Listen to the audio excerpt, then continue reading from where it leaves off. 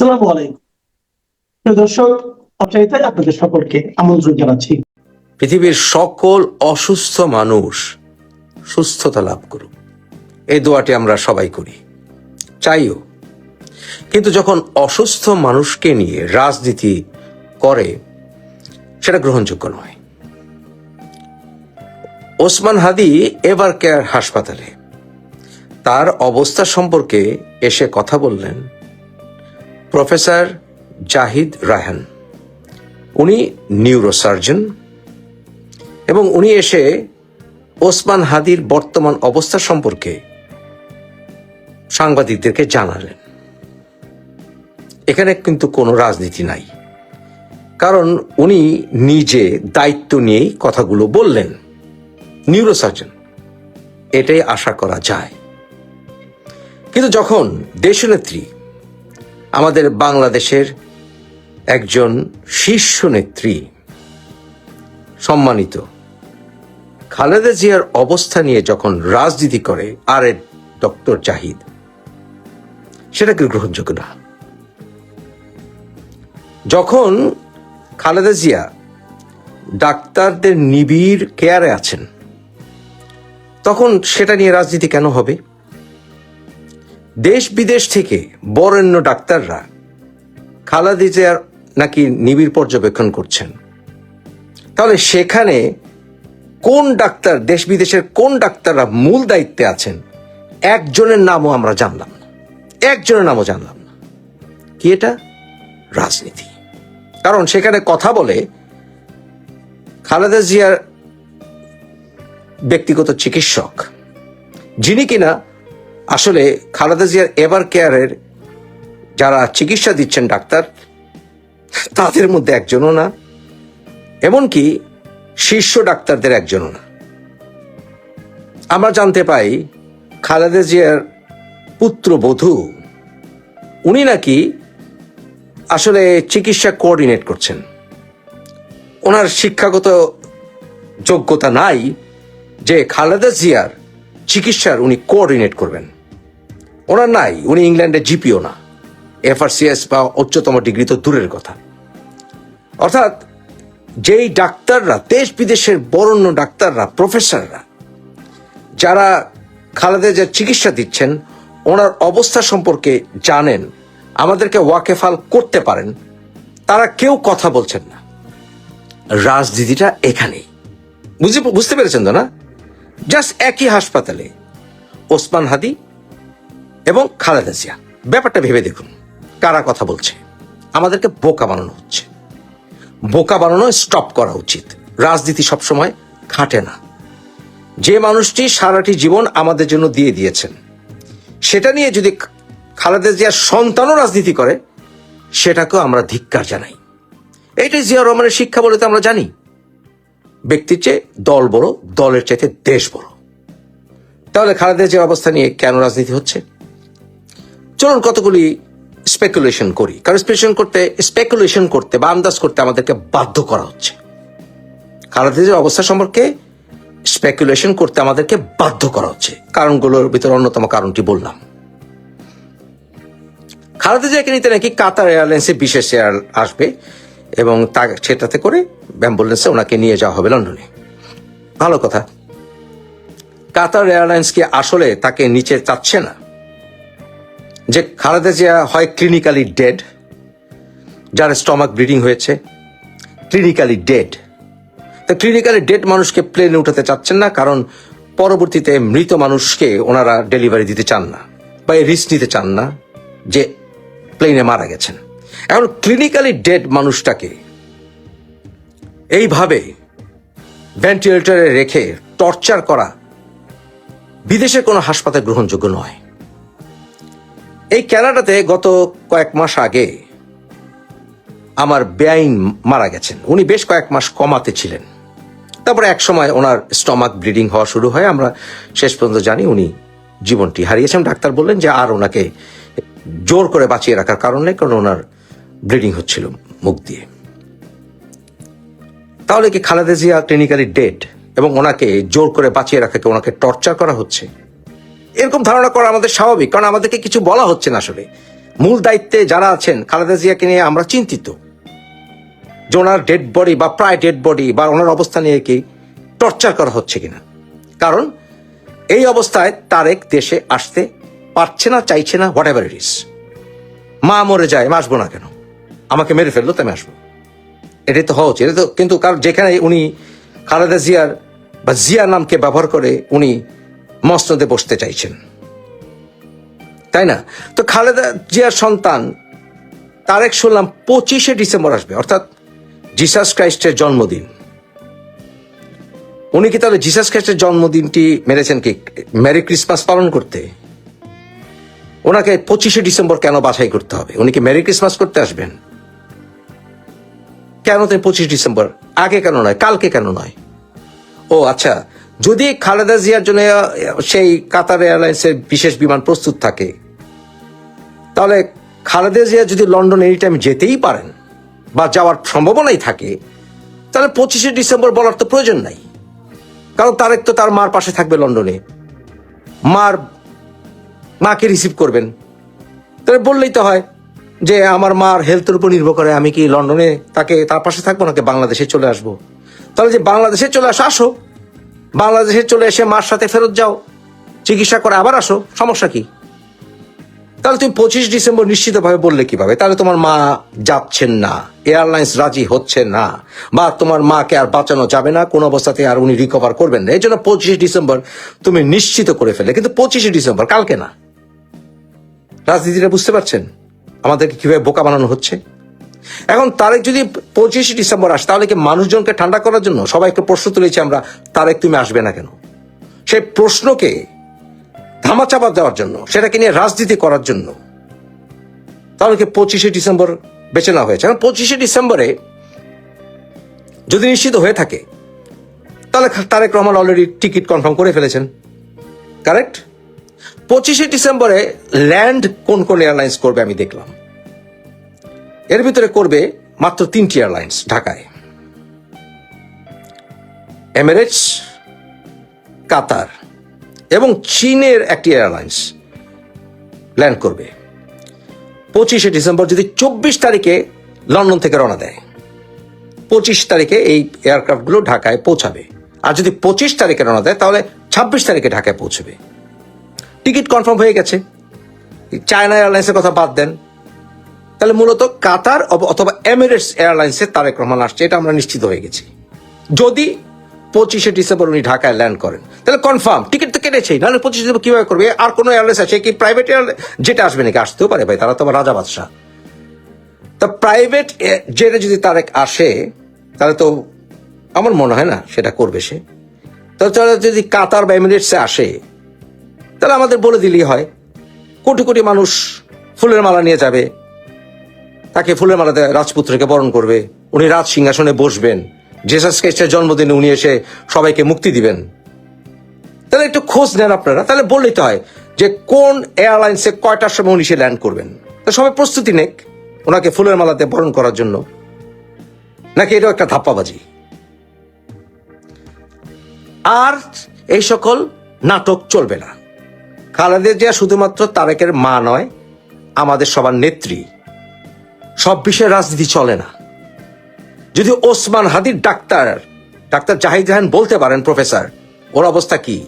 আমরা স্পষ্টত খালেদা জিয়ার ডাক্তারদের যিনি হেড ওনার কেয়ারের, তার মুখ থেকে শুনতে চাই। উনি মুখ থেকে বলবেন না, রহস্যটা ওইখানেই। কোন ডাক্তার যারা খালেদা জিয়ার কেয়ার আছেন, কারো নামও প্রকাশ করা হবে না, আর কেউ কথাও বলবেন না ক্যামেরার সামনে এসে। কারণ ওনারা কেউ এই রাজনীতির অংশীদার হতে চান না, তাদের ক্যারিয়ারের 12টা বাজাতে চান না। বুঝতে পেরেছেন রাজনীতিটা কোথায় হচ্ছে? সব বিষয়ে রাজনীতি চলে না। বিএনপি, আমার প্রিয় দলকে বলছি, সব বিষয়ে রাজনীতি চলে না। বিশেষ করে খালেদা জিয়াকে নিয়ে রাজনীতি চলবে না। ইনকার মঞ্চের ওসমান হাদি যখন গুলিবিদ্ধ হয়েছেন জীবন মৃত্যুর সন্ধিক্ষণে, তখন এই ঘটনায় যখন সারা দেশের নজর, সারা দেশের চোখ সেদিকে, সেই সময়ে আবার আরো একটি ঘটনা বড় হয়ে উঠেছে। সেটি হলো তারেক রহমানের বাংলাদেশে ফিরে আসা। দুটি ঘটনা দেখেন, একটা হচ্ছে সারা দেশ এই ঘটনায় স্তম্ভিত, তারপরে তারেক রহমানের দেশে আসা, সেটাও একটা নতুন ব্রেকিং নিউজ। এর পরদিন সকালবেলা আবার ছোট হলেও একটা চমক যে মেজর আখতারুজ্জামান রঞ্জনের মতো মুক্তিযোদ্ধা এবং এতদিন বিএনপি ঘরানার মুক্তিযুদ্ধের পক্ষে বলা মানুষ, তিনি জামাতে ইসলামী যোগদান। এত কিছুর ভেতরে কোথাও কি আওয়ামী লীগের কোনো শব্দ আছে? বোধহয় আছে। আছে বলতে আমি একটু বুঝাতে যাচ্ছি যে ভেতরে ভেতরে আওয়ামী লীগের ওই যে বলা হয় যেটা, যে আওয়ামী লীগের কি ক্লিন ইমেজের লোকজনকে ইলেকশন করতে দেওয়া হবে, ক্লিন ইমেজের লোকজনের মধ্যেও কি যাচাই বাছাই চলছে যে এ ক্লিন ইমেজের, এ ইমেজের না? মানে বেসিক্যালি ওখানে ইমেজটা ব্যাপার না, এখানে ব্যাপারটা হবে যে একটা লোককে বলা হবে যে এ তো আওয়ামী লীগের, আওয়ামী লীগ ঘরানার। ভেতরে ভেতরে কিছু আন্ডারস্ট্যান্ডিং হবে। এই আন্ডারস্ট্যান্ডিং বিভিন্ন জাতের হতে পারে। এটা পয়সা করে আন্ডারস্ট্যান্ডিং হতে পারে, এটা ভোটের আন্ডারস্ট্যান্ডিং হতে পারে, ভোটের হিসাব যে এই লোক যদি ওখানে আওয়ামী লীগে দাঁড়ায় তো আমার এই প্রার্থীর এই হবে, সেই প্রার্থীর এই হবে, শেল্টার দিব, এইরকম নানান রকম। তো এইসবের আড়ালে অরিজিনাল আওয়ামী লীগ যারা এখন দিল্লি কেন্দ্রিক, সেই দিল্লি কেন্দ্রিক আওয়ামী লীগের অবস্থাকে আমরা এসব বিষয়ে আলোচনা করতে পারি। তবে সুনির্দিষ্ট তথ্য না থাকলেও একজন মানুষের কথায় আমরা নজর না দিয়ে পারছি না। তিনি হচ্ছেন নাহিদ ইসলাম, এনসিপি জাতীয় নাগরিক পার্টির আহ্বায়ক। তিনি বলছেন যে আওয়ামী লীগকে রাজনীতির মাঠে আনার প্রক্রিয়া দেখতে পাচ্ছি। মেজর আখতারুজ্জামান রঞ্জনের একটা বক্তব্য, তিনি জামাতে যোগ দিয়েছেন, নিশ্চয়ই ভেতরে ভেতরে, আমি বলছিলাম যে ভেতরে ভেতরে সেই কাজ নিশ্চয়ই অনেকদিন ধরে চলছিল। তিনি এর আগের দিন আমাকে বলেছেন যে তিনি জানেন বা তার দায়িত্ব নিয়ে যে তারেক রহমানের সঙ্গে শেখ হাসিনা যোগাযোগ হচ্ছে, টেলিফোনে কথা হচ্ছে। তখন আমরা জানতাম না তিনি জামাতে যোগ দিবেন। এগুলো জামাতের বক্তব্য, জামাতের কারো যদি বক্তব্য এটা হয় তাহলে আবার মানুষ কিন্তু এটা তখন নিবে না। কিন্তু যখন পর্যন্ত তিনি জামাতে ছিলেন না তখন এই বক্তব্যটা দিয়েছেন। মানে হচ্ছে যে আওয়ামী লীগ নিয়ে সবাই সবার প্রতি ইঙ্গিত করছে। বিএনপি বলে জামাত আওয়ামী লীগের সঙ্গে আন্ডারস্ট্যান্ডিং করছে, সে তাদেরকে মাফ করে দিয়েছে, তাদের ভোট নিতে চায়, ডাকসুরে তাদের ভোট পেয়েছে। আবার জামাত বলছে বিএনপি আওয়ামী লীগের সঙ্গে আন্ডারস্ট্যান্ডিং করছে। এসবের মধ্যে এখন নাহিদ ইসলামের এই বক্তব্য, যে জাতীয় নাগরিক পার্টি এনসিপির আহ্বায়ক নাহিদ ইসলাম বলেছেন আওয়ামী লীগকে রাজনীতির মাঠে নিয়ে আসার একটা স্বাভাবিকরণ প্রক্রিয়া আমরা দেখতে পাচ্ছি। বিশ্ববিদ্যালয়গুলোতে আওয়ামীপন্থী শিক্ষকেরা গোপন মিটিং করার সুযোগ পাচ্ছে। খুব আজব এই দেশ। কোটপাড়ায় জয় বাংলা স্লোগান হচ্ছে, টকশোতে আওয়ামীপন্থী বুদ্ধিজীবীরা আসছেন, ভোটের মাঠে দেখছি জাতীয় পার্টিকে প্রস্তুত করা হচ্ছে। এই যে একটা সম্মিলন আমরা দেখতে পাচ্ছি, এটা একটা পরিকল্পিত আয়োজন আওয়ামী লীগকে রাজনীতির মাঠে পুনর্বাসিত করার। আচ্ছা, আওয়ামী লীগকে পুনর্বাসিত করার কোনো প্রয়োজন আছে? আওয়ামী লীগ ধরেন শেখ হাসিনার আওয়ামী লীগ তো না, এই আওয়ামী লীগ তো বাংলাদেশ অভ্যুদয়ের সাথে আওয়ামী লীগ বঙ্গবন্ধু শেখ মুজিবুর রহমানের আওয়ামী লীগ, তাই না? সেটা এখন যে অবস্থায় পড়েছে, এই অবস্থা কতদিন থাকবে নাহিদ ইসলাম নিজেও হয়তো সন্দিহান। তিনি প্রধান উপদেষ্টার সঙ্গে দেখা করে বলছেন যে গতকালের যে প্রেক্ষাপট, সেই প্রেক্ষাপটই মূলত আজকের আলোচনার জন্য প্রধান উপদেষ্টার সঙ্গে দেখা হয়েছে। আমরা একত্রে আলোচনা করেছি এই ধরনের পরিবেশে আমরা কিভাবে একত্রে মোকাবেলা করব। আমি আবারও বলি, তারা ওইখানে বসে সব বলেন, বের হয়ে আসলে পরে তাদের এগুলা মনে থাকে না। আমি গতকাল বলেছি এটা কোনো বিচ্ছিন্ন ঘটনা না, এটা আওয়ামী লীগ যে ষড়যন্ত্রের ছক আঁকছে নির্বাচনকে ঘিরে, সেটার একটা শুরু বলা যেতে পারে। আওয়ামী লীগকে শুধু রাজনৈতিক ভাবেই নয়, তাদের মোকাবেলা করতে হবে প্রশাসনিক ভাবেও। কিন্তু প্রশাসনিক ভাবেই মোকাবেলা করছে, বরঞ্চ রাজনৈতিক ভাবে তো মোকাবেলা করে নাই। রাজনৈতিক ভাবে মোকাবেলা করলে সমস্যা তো এত দূর আসতো না। কিন্তু একইভাবে বুদ্ধিবৃত্তিক ভাবে আওয়ামী লীগকে যারা রাজনীতির মাঠে আনার চেষ্টা করছে, এটার বিরুদ্ধে আমাদের সকল দলকে তৎপর হতে হবে। মানে কি, মব যে বুদ্ধিবৃত্তি, কেউ যদি যুক্তি দিয়ে কথা বলে সেই যুক্তি শোনা যাবে না, সেটা মব দিয়ে ফিরাইতে হবে, এরকম কিছু। কিভাবে কোর্টপাড়ায় জামিন হচ্ছে? এই আইনজীবীরা কোনো না কোনো দলের সঙ্গে জড়িত, মিডিয়া হাউসগুলোর সঙ্গে রাজনৈতিক সংশ্লিষ্টতা থাকে, আমরা জানি। তো সব এনসিপি হয়ে যাক, সব এনসিপি হয়ে যাক নাকি? তখন বলবে যে এবার দেশ ভালো, এবার সবাই ভালো। সব যদি এনসিপির সমর্থক হয়ে যায় তাহলে ভালো। মিডিয়া পাড়ায়, কোর্ট পাড়ায় সব এনসিপির সমর্থক হয়ে যাক। মানে এই প্রশ্ন উঠতে পারে না যে ওখানে এই দলের সেই দলের আছে, ভাবি সব দলের লোক থাকবে, এটাই তো স্বাভাবিক। আপনারা কি সব একতরফা করে ফেলতে চান? আচ্ছা, দিল্লিতে বসে আওয়ামী লীগ সব পরিকল্পনা করছে অভিযোগ তুলে নাহিদ আরো বলেন, ভারত সরকারের প্রত্যক্ষ বা পরোক্ষ মদত ছাড়া আওয়ামী লীগ এই ধরনের পরিকল্পনা করতে পারে না। এই ধরনের জঙ্গি তৎপরতা তারা করেছে, ফলে অবশ্যই ভারত সরকারকে আমাদের এখনো যারা ভারতীয় দূতাবাসে আছে তাদের অ্যাকাউন্টেবল, জবাবদিহি করতে হবে। সরকারের পক্ষ থেকে তাদের ডেকে বলতে হবে একজন মৃত্যুদণ্ডপ্রাপ্ত হত্যাকারীকে ভারত সরকার আশ্রয় দিয়ে এরই মধ্যে একটা নৈতিক অপরাধ করেছে, এখন তারা বাংলাদেশকে অস্থিতিশীল করার জন্য আওয়ামী লীগকে সহায়তা করছে। তো দেখো বলুক, তারপর ভারতের বক্তব্য শুনি। আর এই অকাট্য দলিল গুলা যদি আমরা দেখতে পাই, তাহলে তো আমরা কেন যাবো আমাদের দেশের মধ্যে ভারতে এইসব কাণ্ড করবে? এই দিনে দুপুরে রাজপথে একজন রাজনীতির সৈনিক তারে এরকম একদম নিশানা করে গুলি করে ফেলবে, ভারতের এই আচরণ কি বাংলাদেশের সাধারণ মানুষ চালাও করবে? তো আমরাও তো সে প্রমাণগুলো দেখতে চাই, যে শুধু রাজনৈতিক বয়ানের জন্য, রাজনৈতিক বক্তব্য দেওয়ার জন্য মিডিয়ার সামনে দাঁড়িয়ে নাহিদ ইসলাম এটা না বলে অকাট্য দালিলিক যেই জায়গাগুলো, তাদের সাথে তো সরকারের ভালো সম্পর্ক, তারা সেগুলো জানাক। আমরা দেখেছি 5 আগস্টের আগে ভারত আওয়ামী লীগকে প্রত্যক্ষ পরোক্ষ সহায়তা করেছে, অবৈধভাবে ক্ষমতায় টিকে থাকতে সহযোগিতা করেছে। আর পার্বত্য অঞ্চলেও ঘটনা ঘটেছে, স্বরাষ্ট্র উপদেষ্টা বলে বসেছিলেন, তারপরে আর কিন্তু এটা নিয়ে কোনো কথাবার্তা আওয়াজ নেই। তো এখন নাহিদ ইসলামের বক্তব্য কি সেদিকে? ভারত আর আওয়ামী লীগ, ভারত আর আওয়ামী লীগ তো হলে তাদের অপরাধীদেরকে ধরেন না, আপনাদেরকে সেই দায়িত্ব দেওয়া হয়েছে, দেশের মানুষ খুশি হবে। সবাই তো অনিরাপদ। আপনারা যারা বলছেন রাজনীতি করেন যে পরবর্তী টার্গেট আপনারা ভয় পাচ্ছেন, দেশের মানুষও ভয় পাচ্ছে। সবাই কে নিরাপদ, কোন জায়গায় নিরাপদ? যদি ভারত করে থাকে তো আপনারা সেই সুনির্দিষ্ট তথ্য প্রমাণ এনে আন্তর্জাতিক মহলে তুলেন না। খালি প্রধান উপদেষ্টা একবার ডেকেছে আর চা পান, ওই জুস খেয়ে এসে বললেন আর শেষ হয়ে গেল। অপারেশন ডেভিল হান্ট শুনলেই একটা তিক্ত এবং কিছুটা ভয়ঙ্কর অবস্থা তৈরি হয়। অপরাধীদের জন্য ভয়ঙ্কর হতে পারত, কিন্তু নিরপরাধ মানুষের উপর দিয়ে এই হান্টিং, মানে আমরা এই সময় অপারেশন ডেভিল হান্ট যখন চলছিল অসংখ্য আলোচনা করেছি, সেই ডেভিল কারা? ডেভিল কি আসলে ডেভিল হান্টিং হয়েছে, নাকি এভিল ডেভিল বাদ দিয়ে অন্য কিছু হান্টিং হয়েছে?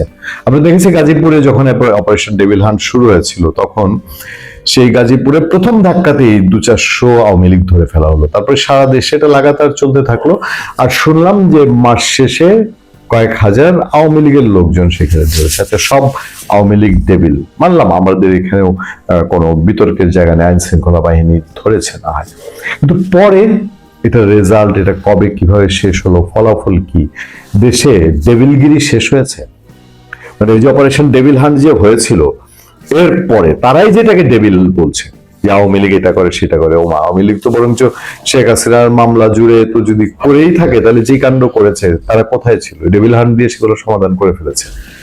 আর আসেন যদি বলি ডেভিলের কাজ যেগুলো, এই যে সমানে মাজার ভেঙে ফেলা, যে পুরনো ঢাকায় গুলি করে মেরে ফেললো লোকটাকে কোর্ট এলাকায় দিনে দুপুরে প্রকাশ্যে, আপনার পুরনো ঢাকায় পাথর দিয়ে ছেঁচে মেরে ফেললো, লুটপাট, চাঁদাবাজি, দখলদারি, অনিয়ম, উচ্ছৃঙ্খলতা বাদিয়ে দিলাম, মবের স্লোগান, নোংরা নোংরা স্লোগান, এবং সবশেষ এসে এই সরকারের বা সরকার এই সময়ের অনুকূল পরিবেশের ঘরের মানুষ, ঘরের সন্তান ওসমান হাদি ইনকাম মঞ্চের, তার উপরও আঘাত হলো। এই যে দেদার চেয়ে এইসব পিস্তল তারা ব্যবহার করছে, তারপর এর আগের লুটের অস্ত্রগুলা, এগুলো কি ফেরেস্তাদের হাতে আছে? যে 5 আগস্টের আগে পরে যত লুটের অস্ত্র, দেশে ঢুকা অস্ত্র, এই অস্ত্রগুলা কার কাছে আছে? তাহলে তো ডেভিলদের কাছে আছে না, ওগুলো ডেভিলদের কাছে নাই বলবো, এটা আবার আলাদা ক্যাটাগরি হবে। ওই ক্যাটাগরিতে কোনো অভিযান দেখলাম না। তো সেই সময় এসে আবার অপারেশন ডেভিল হান্ট ফেজ 2, আমাদের তো চুন খেয়ে মুখ পুড়েছে। আমরা কি শান্তি দেখতে পারবো? আমরা তো আগে থেকে শুনছিলাম, গোলাম মোল্লা রনি তো অনেক আগে বলেছিল যে আবার একটা অপারেশন শুরু হবে, এখানে কারা টার্গেট হবে সেও বলেছে। সাংবাদিক মাহবুব কামাল বলেছিলেন যে সামনের অপারেশন কি অপারেশন হতে পারে। তো এখন আমরা জানলাম যে জাতীয় নির্বাচনে শান্তিপূর্ণ পরিবেশ নিশ্চিতকরণ, আইন শৃঙ্খলা পরিস্থিতি নিয়ন্ত্রণ ও ফ্যাসিস্ট টেরোরিস্টদের দমনের উদ্দেশ্যে অবিলম্বে অপারেশন ডেভিল হান্ট ফেজ 2 চালু করা হবে বলে জানিয়েছেন স্বরাষ্ট্র উপদেষ্টা লেফটেন্যান্ট জেনারেল অবসররত মোহাম্মদ জাহাঙ্গীর আলম চৌধুরী। তিনি স্বরাষ্ট্র মন্ত্রণালয়ে এক ব্রিফিং এ এটা বলেছেন। উপদেষ্টা বলেন, লুট হওয়া ও অবৈধ অস্ত্র উদ্ধারে আইন শৃঙ্খলা রক্ষাকারী বাহিনীর অভিযান চলমান রয়েছে। এটিকে আরো জোরদার ও বেগবান করার জন্য এবং ফ্যাসিস্ট টেররিস্টদের দমনের উদ্দেশ্যে core committee operation devil hunt phase 2 অবিলম্বে চালু করার সিদ্ধান্ত নিয়েছে। খুব সহজে নেয়ার বিষয় নাকি ভেতরে ভাববেন যে সরকার এই সময় নির্বাচন তফসিল ঘোষণার আগে করলো না এই কাজগুলো? এগুলো তো সবাই বলে আসছে যে আপনি অস্ত্র উদ্ধার না করে আপনি নির্বাচনে যাচ্ছেন কিভাবে, তো ভয়ঙ্কর। তো এখন অপারেশন ডেভিল হান্ট শুরু হচ্ছে। তিনি বলছেন, আগ্নেয়াস্ত্রের লাইসেন্স ইস্যুর ক্ষেত্রে এতদিন শুধু সামরিক ও বেসামরিক কর্মচারীদের অনুকূলে ইস্যু করা হতো। তিনি বলেন, এখন জাতীয় নির্বাচনের প্রার্থীদের মধ্যে যারা আগ্নেয়াস্ত্রের লাইসেন্স চাবেন তাদেরও লাইসেন্স ইস্যু করা হবে। এখন এটা নিয়ে খুব আলোচনা কিছু করব না। প্রার্থী হলেই যদি আপনার লাইসেন্স পেয়ে যায়, সেই ক্ষেত্রেও এখন লাইসেন্স নেওয়ার হিড়িক পড়ে কিনা, অর্ডিন্যান্সিয়াল লাইসেন্স সব সরকারের সময় এটা একটা বিতর্কিত ইস্যু থাকে। এই সরকারের সময় এই লাইসেন্স দেওয়ার যে ক্যাটাগরি দেওয়া হয়েছে এটাকে কি আবার বিতর্কিত করা হবে কিনা। কিন্তু আমি যাচ্ছি অপারেশন ডেভিল হান্টের প্রসঙ্গে। আমরা চাই, সত্যিকার অর্থে দেশের শান্তি চাই, সত্যিকার অর্থে স্বরাষ্ট্র উপদেষ্টা মহোদয়কে অনুরোধ করব, যদি মন খোলাসা করে আপনি ডেভিল হান্ট দিয়ে সত্যিকার ডেভিল ধরেন, তাহলে কম্বল কিছু বাঁচতে গিয়ে না একেবারে ওল বাস থেকে কম্বল সারা হয়ে যায়, সেই সিচুয়েশন হয়। কারণ কাদের কাছে কি আছে না আছে সেগুলো মানুষের মনের তো বিভিন্ন সন্দেহ আছে, এবং সত্যিকার সেই জাল পড়ুক, সেই জালে বাংলাদেশের মানুষ আশ্বস্ত হোক, বাংলাদেশ আইন শৃঙ্খলা বাহিনীর সেই প্রিপারেশন নিয়েই নামক যে সত্যিকার যেখানে সেই পুলিশের লুট হওয়া অস্ত্র, অবৈধ অস্ত্র, এরকম দুদিন পরে আরেকটা সিসিটিভি ফুটেজ আসবে না যে এরকম দিনে দুপুরে এই পিস্তল, কোথাকার পিস্তল, এই পিস্তল উদ্ধার হলে পরে জানা যাবে কিনা এই পিস্তল কোথা থেকে কেনা হয়েছে, সেই নেটওয়ার্ক কি। অপারেশন ডেভিল হান্ট সেখানে হাত দিক, প্রত্যাশাই তো থাকবে। কিন্তু ওই যে আবার বলছি, চমকে মুখ পড়েছে, দুই দেখলে ভয় লাগে। অপারেশন ডেভিল হান্ট 1 যেটাকে বলবেন ফেজ, সেটা অভিজ্ঞতা তো খুব সুখকর ছিল না। সফলতা নিয়েও আপনারা কোনো ঢোল পিটাতে পারেননি। ভালো থাকবেন।